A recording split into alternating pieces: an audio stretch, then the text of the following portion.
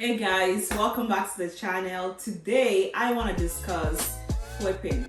A lot of you guys have come to me and said, Deborah, I would like to flip as much as you do, and I want to understand the step-by-step process on how to do it. So I'm going to tell you some of the processes and some of the things that you have to consider when you're flipping, especially when you're in Canada. So this video is for the Canadian flipping and how I have been able to do it, and some of the things that you want to consider when you're flipping. So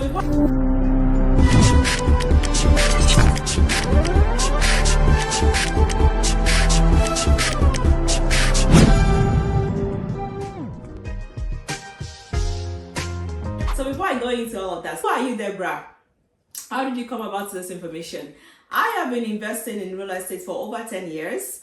I stumbled into real estate as a way of financial freedom, like many of you, financial freedom, financial security. I wrote down my goals, wrote down my plan, tweak it, erase it, find out what works. My first flip, I made $20,000, and that wasn't enough money for me. It's still good for money for some people, but by the time you consider the amount of cash that you're investing, your time, and just how much you're making in your day-to-day job, you kind of figure out what is your best use of money or best use of time. That has stuck with me for forever. Even before I came into real estate, I'm always saying, what is the best use of my money? In this case now, I'm asking myself, what is the best use of time? So that's where I'm coming from when it comes to real estate. So I from that time I started tweaking, right, and seeing where are the places I can cut costs, where are the places that I can potentially increase my income, my benefits, so that I would be able to make more money, right? What are the things I need to flip? So I'm going to give you guys some of the things that I want you guys to consider when you are flipping a property.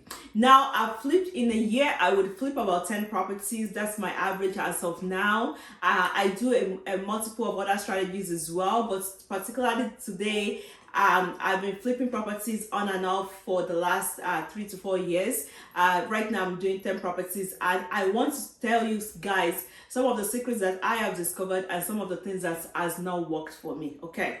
Now, if you haven't subscribed to my channel, or if this is something that you think is going to benefit you, go ahead and subscribe and keep watching. And when I started, like I said, I made $20,000, and this property was in Barrie, Ontario. That was where I flipped the property, and I just remember thinking, it took me from, I think I did it about 1 month. So we bought from closing of the property to when we sold the property. It took us probably like 15 days, and maybe I think we closed in another 3 weeks. So we were able to get all our cash back in another 3 weeks.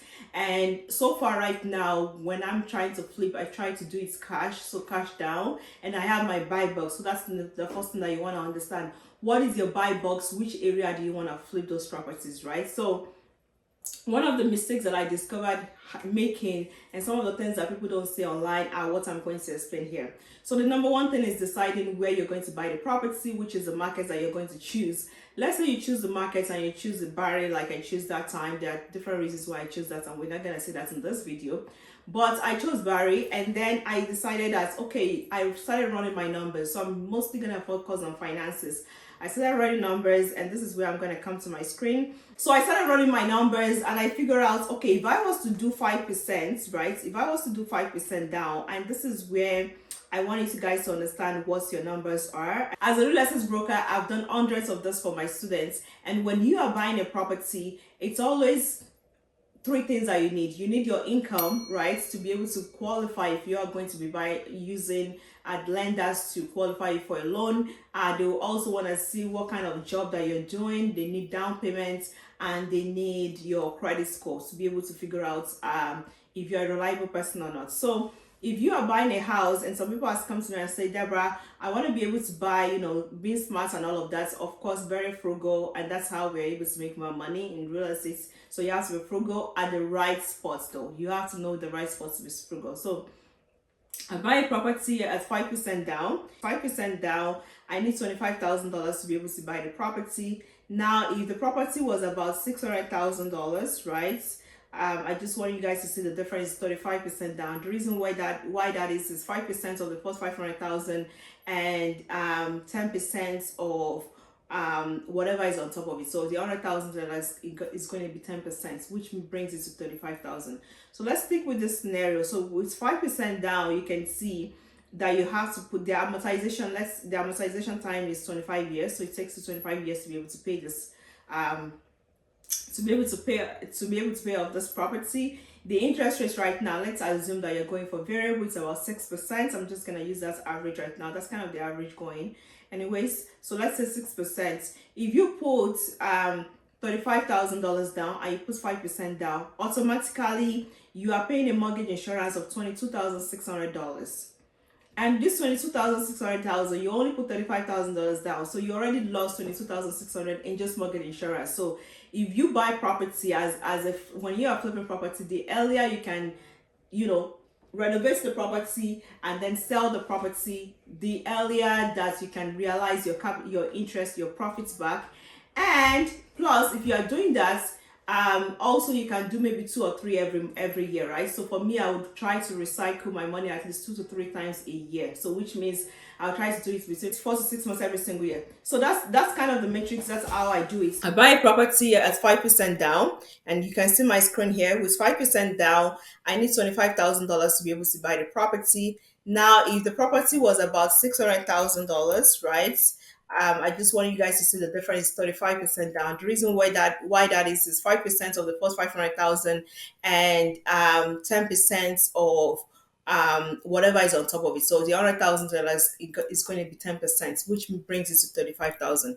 So let's stick with this scenario. So with 5% down, you can see that you have to put the amortization. The amortization time is 25 years, so it takes you 25 years to be able to pay this. Um, to be able to pay off this property. The interest rate right now, let's assume that you're going for variable, it's about 6%. I'm just gonna use that average right now. That's kind of the average going. Anyways, so let's say 6%. If you put $35,000 down and you put 5% down, automatically you are paying a mortgage insurance of $22,600.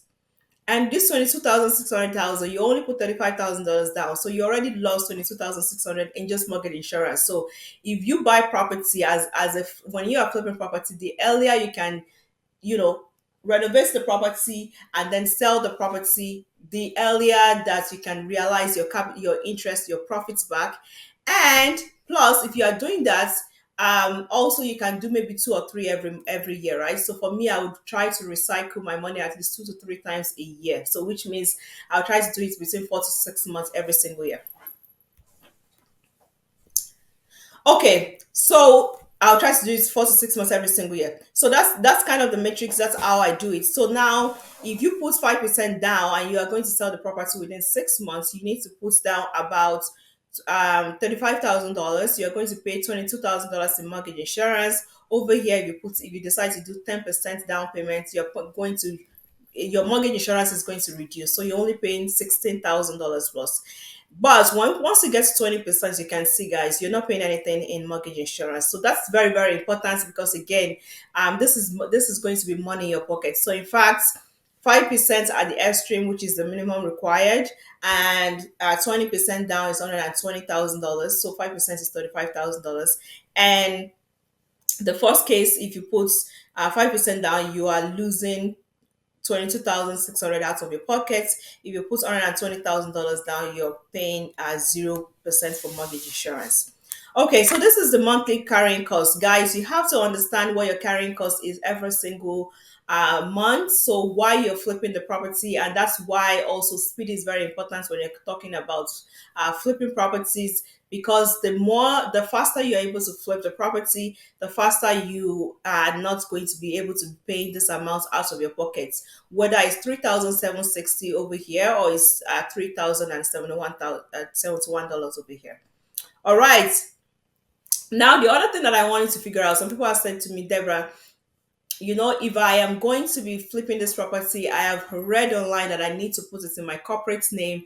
And I am saying, yes, you can put it on your corporate name. Absolutely, I'm going to suggest that to you. And if you are in our community, we recommend you lawyers, accountants, people that are able to structure it properly to your own unique situation so that you can save on taxes. Because again, one of my belief is it's not how much money you make, it's how much money you keep. But If you decide to put this in your corporation, let me just tell you guys, most lenders will not accept you putting less than 20% down. Once it's a corporation, it has to be investment property, and you would not have any choice than to put 20% down. At least that's what my lenders have told me.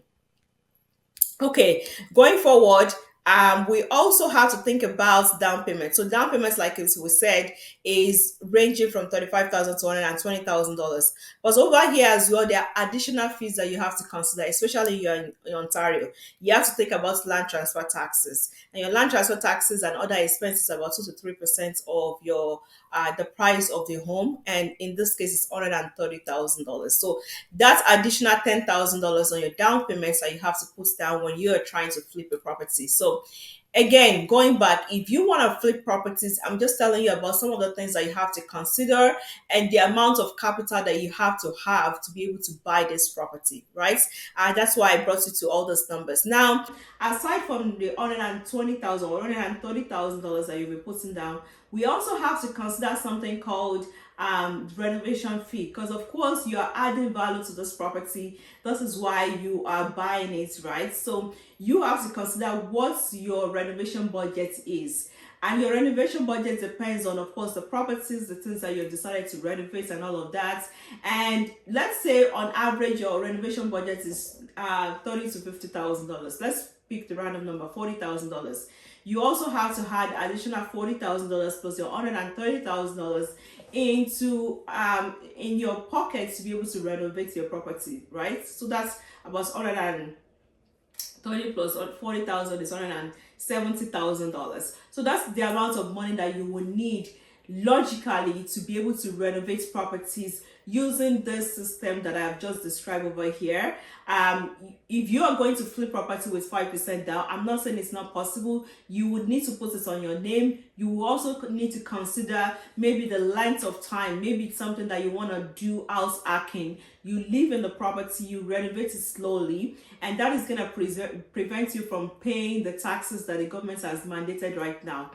I'm gonna tag this in the description. But if you are flipping, if you buy property and sell it less than a year, you are paying taxes on your profits that you realize. So if you are doing 5%, you have to kind of figure out what your length is going to be. If you are going to be paying mortgage insurance, is this still worth it for you to be able to buy this property and flip it? Number two is if you are in Ontario and you are going to be buying this property and paying taxes on it, is it still worth your time and money and effort to be able to buy this property and flip it, right? Those are some of the things that I want you guys to consider. Now, there are other things that I'm going to discuss that is not over here, but that I don't want to talk about.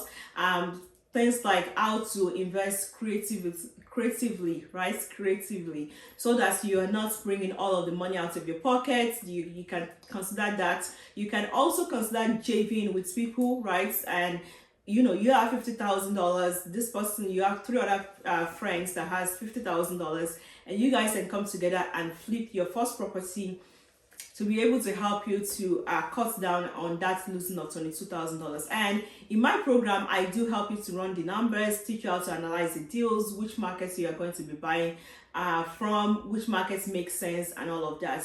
The other thing that I want you guys to know is, for me that I flip, 80% or 90% of the properties that I flip are not on the market. Even though I'm a broker in the GTA, I don't buy my property on the market. And people have said to me, I can do this on my own. Yes, you can do it on your own. You just need a lot of network and a lot of relationship, right? To be able to find off-market deals. In most cases, you have relations with those people, you build your rapport, for you to even find them. Once you find them, they also want to know, can you close, right? So you have to show them statements. You have to establish yourself as a credible flipper that knows what they're doing, so that you don't tie the house down and you're not able to close. So that those are some of the things that, in my opinion, in my experience, that some of these sellers are looking for when you're buying off market. So I hope this video was super helpful. If you have any questions, drop it in the comment section. I don't want this to be too long. I hope it's not too long. Drop it in the comment section. Tell us how this video has helped you. Tell us where you're watching us from, and we'll give a shout out to you in the next video. All right, don't forget to subscribe and share this with your friend, because we really want this information to be shared within your community. All right, till another time. Bye.